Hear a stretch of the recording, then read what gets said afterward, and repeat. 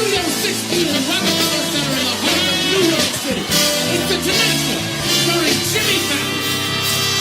Hey everybody, welcome to the show Black and White. Today I'm your host, Jimmy Fallon, and we're gonna have a very fun night. And we'll have two very important guests that will be discussing their opinion about events in world history. First off is Eyes-Kaskade.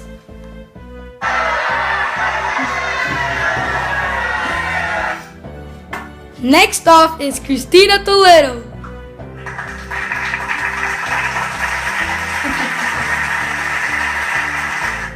Now let's start with our discussion. It is about the dropping of the Hiroshima bomb. Who's against the Hiroshima bomb? Tell us about that. The Hiroshima bomb was definitely wrong to happen. First of all, 200,000 to 240,000 Japanese were killed by this bomb. Too many citizens. Then, a survey concluded that it had been unnecessary to the winning of the war. After interviewing hundreds of Japanese civilians and leaders after Japan surrendered, it reported that Japan would have surrendered even if the atomic bombs had not been dropped, if Russia had not entered the war, and if no invasion had been planned. Then, the bombing of Nagasaki came too quickly, only 3 days after the bombing of Hiroshima, and it was not enough time for the confused Japanese to respond to the American demands for peace. I think that the bomb was cruel and the US shouldn't have massacred civilians in such horrible way. What do you have to say? I'm in favor of this situation because Truman was telling the Soviet Union about the US new power. It was punishment for the Japanese for their surprise attack at Pearl Harbor. They deserved it. And it was fighting back against Japanese brutality. Giving us your opinion about the Hiroshima bomb. My pleasure, Jimmy. Topic is type of government, capitalism and communism. So, who's in favor of communism? I am.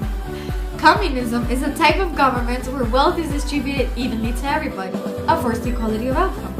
In communism, everybody should be equal in wealth and social status in order to create a classless society. So, a coal miner would make the same as a banker. The government controls all supply and demand, and there is no private property. Communism doesn't work because communist societies have a centralized economy, meaning that just about everything is controlled by the government, which puts a ton of power into very few people's hands. Korea and Cuba, communist countries, rely on donations from other countries to survive. Most communist countries haven't had very successful economies. One reason is because there's no incentive to work, which is a built-in problem that means that no matter how hard you work, you still get the same pay. There's a lot of less reasons for people to put in their best effort and nobody wants to lose jobs. Like a freedom, people can't even leave the country. But to say the least, I think that if when people work a lot, they earn a lot, and if people don't work at all, they have no right to gain the same as the ones who do work. Just look at the negative side. So, looking at the positive side of communism, one reason is equality. There's no rich or poor class, which makes it a fair society. Then, people no longer profit from others' hard work. They work for the best of all, rather than just profit. And last, there's more control over resources, and theoretically, there is an end to the abuse of the working class. Beat that, sister. Let's move on to capitalism.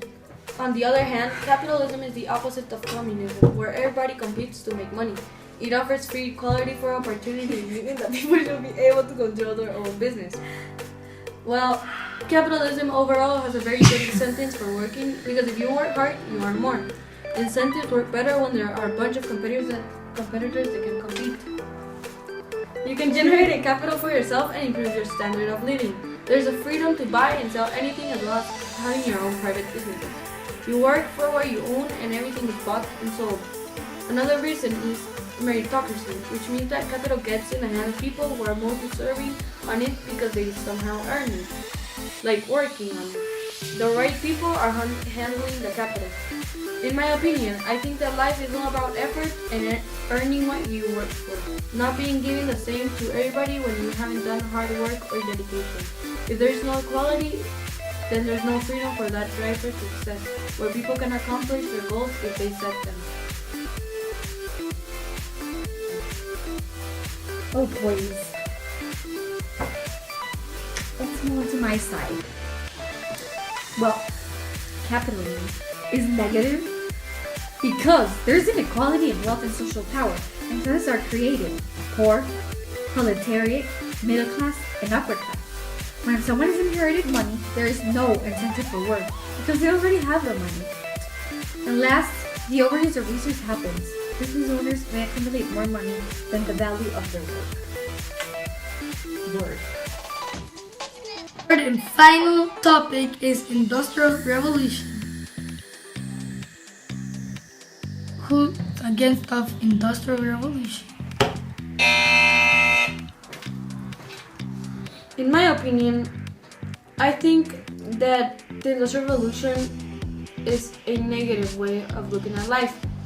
Some examples are the burning of coal and oil caused pollution to the environment. Wealth created classes and inequality amongst people. Poor working conditions, like child labor in mines, exposed children to lung disease, which was very dangerous in those times of life because there was no medication or no that good doctors that could cure those diseases. And there were no working rights, like people worked extra hours when they were supposed to just work like 8, they worked 14. And little kids were working as well, which is a really bad way of having a life. Well, what can I say? Almost every aspect of modern life has some connection to Industrial Revolution, starting by the fact that many technologies were invented or improved. Huge advances in transportation occurred, which made it easy to transport goods and information. Machines were one of the most drastic changes, which worked more effectively. What a dog, woman! And produce higher quality work. I was saying. The burning of coal-powered steam engines at the time, which contributed to the nation's growth by employing more people for the labor they needed to employ. That is another super positive fact about it. This era changed Europe and the US from farming to industrial societies. And last but not least, I don't keep running my fingers to just tell you the positive side of the Industrial Revolution.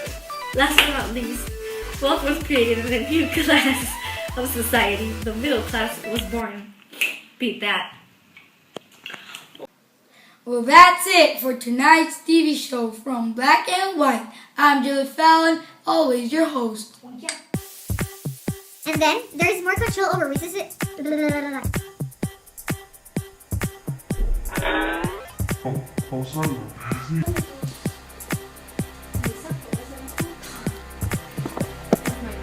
At least our third topic, Industrial Revolution. Cause pollution to the environment. Niña, lo hice súper mal. Yo sé, pero es... Otra vez, lo produce higher quality work. The burning of coal-powered steam